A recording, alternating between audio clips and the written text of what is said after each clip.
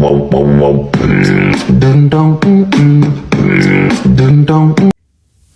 guys, what's up? It's me, Yani. Welcome back to my channel. So in this video, natay pagabuhaton guys. Nato sa video kung unsa jud ka tinuod kung mo charge bugid siya gamit ang banana o ang kwarta.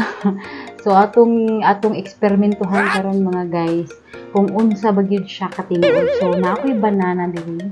Na ako'y duha ka banana. And then na ako'y kwarta.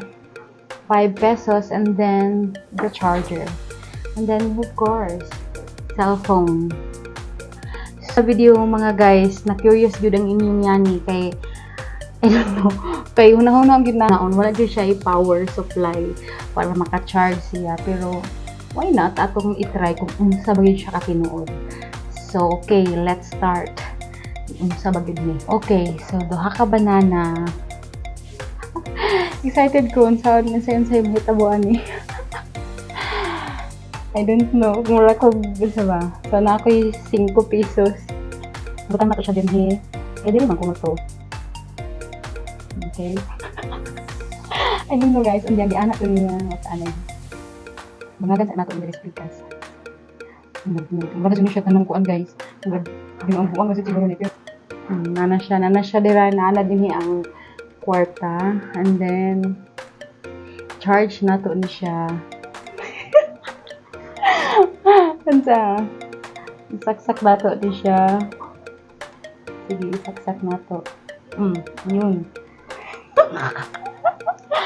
Kansa na ba? And then ato siyang i-charge. Ako ipatubang sa inyo. Kung ma-charge mo siya. Are you ready? Ako ready na ko guys. Kung unsay kalabasan ani. In 3, 2, 1. Wing.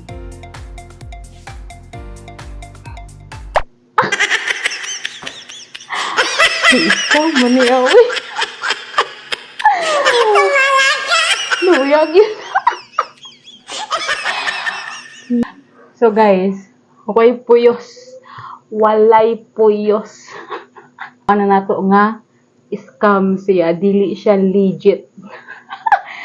So, murang huwag nahimuot ani oy. So, wala dyan siya. Guys, wala gyud. Hindi siya mo-focus pero wala dyan siya ning charge. So, mawala to sila mga guys. Hi.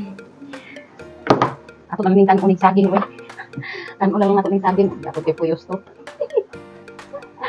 Kakaon pa ta. Mao ninyo. Kay puyos. So mao ra to guys, akong gipakita sa inyo ha kung unsa ba siya katinuod. Kung kina-curious ang inyong yani. So thank you for watching guys. Please don't forget to like, subscribe, and click the notification bell for more upcoming videos. Bye guys! Bye! Always remember you are loved. Dalay ko ng Diyos.